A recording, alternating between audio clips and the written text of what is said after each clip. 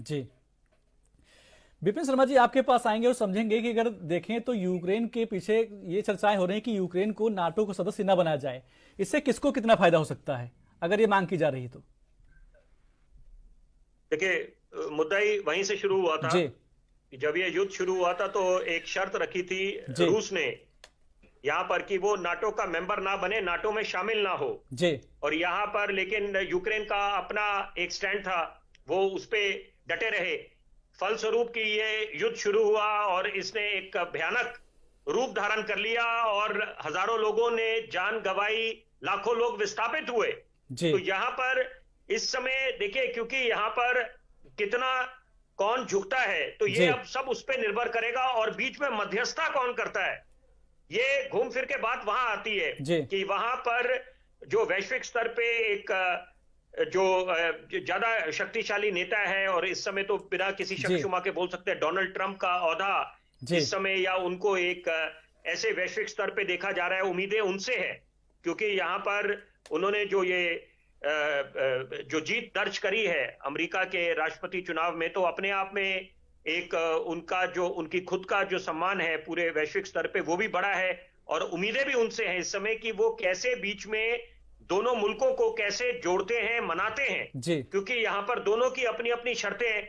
यहाँ पर वो तो गीत तो पुराना है कि प्यार कभी शर्तों पे नहीं होता, जी। लेकिन यहाँ पर शर्तें जो है, मैं भी लाइटर नोट में बोल रहा हूँ, मैं भी मेजर साहब से प्रेरणा ले रहा हूं वहां पर, क्योंकि मैं भी चाह रहा था कि माहौल, क्योंकि हम भारी भरकम बातें करें, वो जी। तो अपनी जगह बात दुरुस्त है ही है, वो तो मुद्दा बड़ा गंभीर है, ज्वलंत है, लेकिन साथ साथ मैंने भी इसमें कुछ लाइटर एलिमेंट डाला कि ये देखिए, शर्तों पे प्यार तो होता ही नहीं है और ये मुमकिन भी नहीं है। वो प्यार ही क्या हुआ जो शर्तों पे हो, लेकिन ये कोई प्यार मोहब्बत की बातें नहीं है यहाँ पर। जी। ये इस समय जो युद्ध ने भयंकर रूप लिया हुआ है, वहां पर प्राथमिकता ये है कि यहाँ पर कैसे ये सुनिश्चित करा जाए कि इस युद्ध पे विराम लगाया जाए।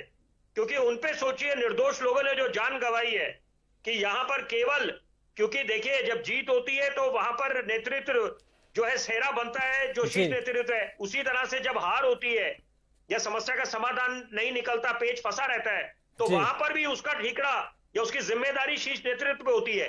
तो यहां पर ये पेच फंसा हुआ है।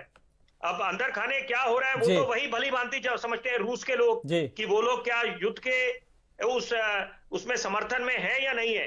लेकिन जी। ये बात तय है कि इस युद्ध से फायदा किसी का नहीं है। जी। और साथ साथ क्योंकि इजराइल फिलिस्तीन का दूसरा वो चल रहा है हमास को लेकर, तो यहां जी। पर इस समय प्राथमिकता होनी चाहिए कि जो भी बीच का रास्ता निकालता है, अगर कामयाब हो जाता है तो निस्संदेह वो अंतरराष्ट्रीय पटल पे एक अच्छा संदेश देता है और सही मायने में शांति का दूत बन के उभरेगा। जी। तो यहां पर अब सारी निगाहें हैं कि यहां पर इस वार्ता से क्या समाधान निकलेगा और क्या ठोस सामने उभरेगा, क्योंकि उसी से तय होगा कि आगे की रूपरेखा क्या है। क्योंकि यहां पर इस समय जो ये युद्ध की स्थिति बनी हुई है, तीसरे जी। विश्व युद्ध की अगर हम बात कर रहे हैं, क्योंकि पहले ये देखा है कि पहला विश्व युद्ध दूसरा विश्व युद्ध से उससे कितनी बड़ी त्रासदी हुई थी। जी। तो यहां पर अब कम से कम ऐसी स्थिति नौबत ना आए कि तीसरे विश्व युद्ध की तरफ जी। यहां पर बड़े बड़े मुल्क जाएं और उसमें बाकी मुल्कों पे भी इसका सीधा असर हो। ठीक है।